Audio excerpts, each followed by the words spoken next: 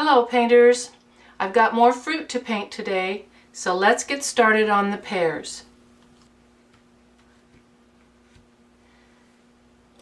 I've worked a little bit on my piece now. I finished up this leaf behind the pear, and I've worked some on this apple here. I don't want to completely finish that apple until I get the watermelon behind it, so I'll have a little bit of touch-up to do on the apple once the watermelon is finished. Well, let's get started on this pear. I'm going to use a small oval blender. I'm going to be using yellow oxide, raw sienna, and brown earth. I'll start with my raw sienna, and my brush is just slightly damp, but if I pinched it, it wouldn't make my fingers wet. I've put quite a bit of raw sienna on my brush.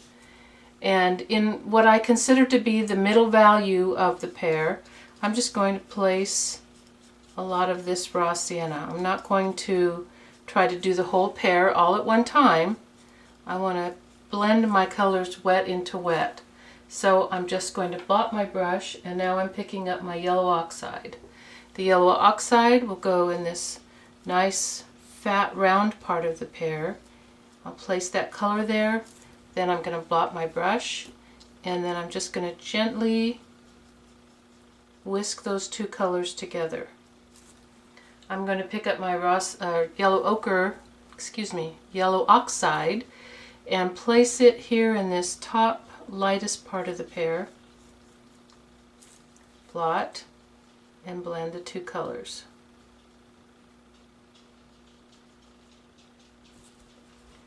Now my raw sienna again, I want to create a little bit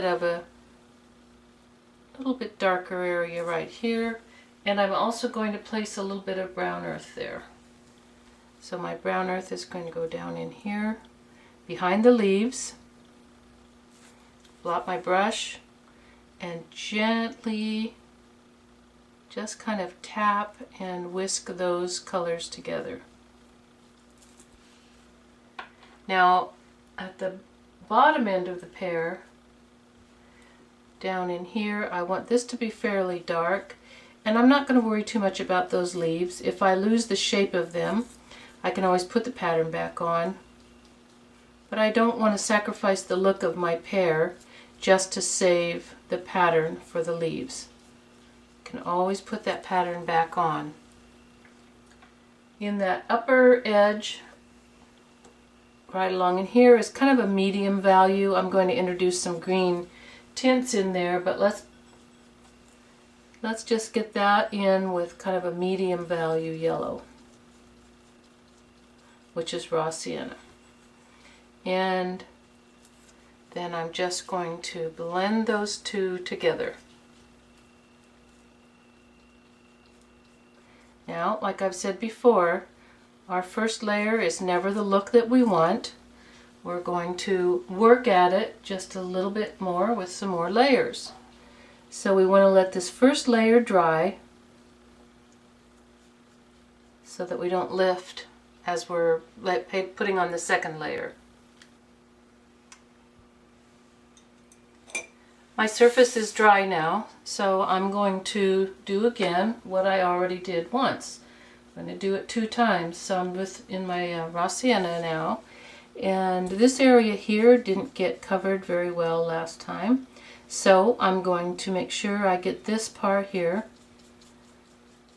covered with a nice layer of paint. There's a leaf right in there, so I'm not really going to try to cover that area. I'm into my yellow oxide again. I'll lay that on fairly thick. Blot and blend those two colors together. Back to raw sienna.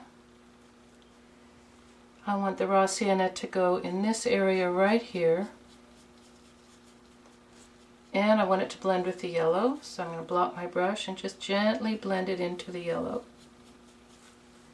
Then my brown earth, which is going to create this dark area here. And I'm going to bring my brown earth up just a little bit. I'll kind of scrub that up there. And I want to pick up again a little bit of yellow oxide to blend into that brown earth right there. So I'm just going to place that color, blot the brush, and then blend all those colors together. I'm going to keep blotting my brush because the yellow oxide has a very strong opaque pigment, and it's going to take over everything if I don't blot it frequently. Now I want to blend some yellow oxide into this lighter area, but I want my raw sienna to be wet here so that I can blend it in. So I'll put some raw sienna down first. Then my yellow oxide is going to go right in here. Blot. And gently blend those two together. A little more yellow oxide to show this nice fat area right in here. Then I want some raw sienna, and I want it darkened with brown earth. So I'm going to mix those two together, and I'm going to lay this again right along that lower curve of the pear.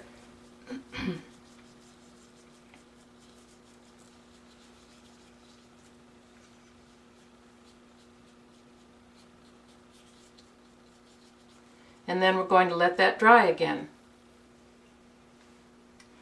Now my surface is dry again, and I want to make sure that I have some nice strong light value in the round part of the pear to make sure that it stays round. So I'm going to pick up my yellow oxide on my round blender, load it for a dry stipple. So I'm loading the paint in the brush, blot it out very well on your cloth, and I'm going to think about if this pear was completely round, where would the fattest part of the pear be? And that's where I want to stipple my yellow. So I'm going to dry stipple and dry rub.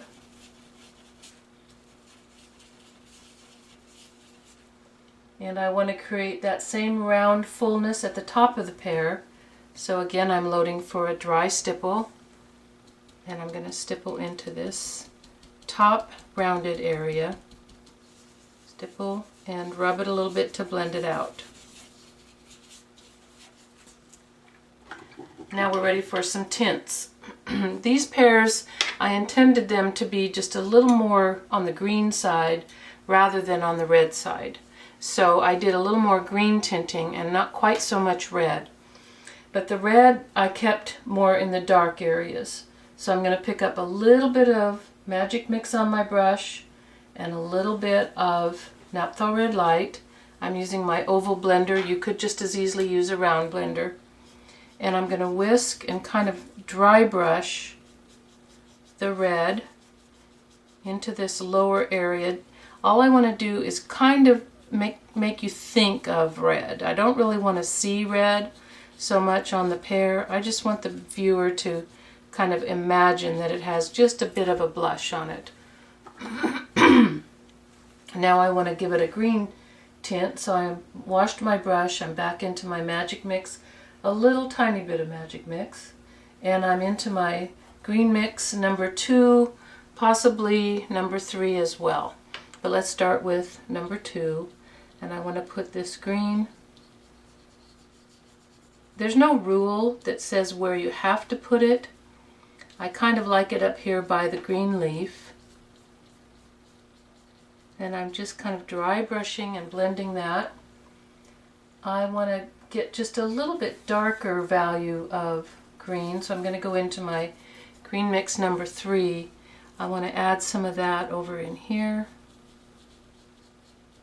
When you put your green mix over your red, you know what happens. It kind of turns more of a muted red, reddish green, which is more of a neutral color. Green neutralizes red, and red neutralizes green. So a little bit more of green mix number 3, I think, just for a little bit more green look. And the green mix number 3 does have a little bit of red in it. Now, once this is dry,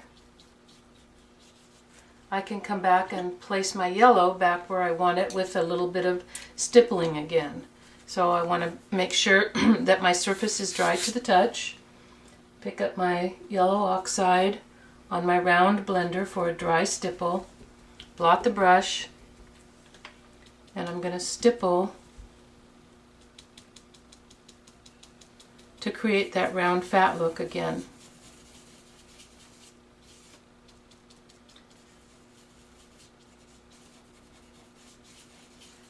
Now I can add a little bit of burnt umber for the darkest value. So I'll pick up a little burnt umber and I'm going to dry rub that in place, because I can stick my brush down here in a safe spot and then just kind of blend up onto the pear. So I started in the leaf where it was safe, and I just then dry rubbing very carefully, just pull it right up onto the pear. Now, I've always struggled with trying to figure out how to do some nice texture on a pear, and I finally figured out that a regular kitchen sponge does the job quite nicely. So you're going to get your kitchen sponge wet and squeeze it out so it's not wringing wet, it's not sopping wet, it's just wet. And you don't have to have one this fat, you can have a more skinny one if you want. I'm going to take my palette knife and some burnt umber, and I'm going to spread the burnt umber out on my palette so that I can then take my sponge and just tap it into the burnt umber on my palette. So now you can see, I'll tap it a couple of times to get it blended in there. I want to make sure there's nothing on that sponge that's really strong. It has a very big blob of paint on it, but you can see that there's going to be some texture that's going to happen when I touch this to my pear.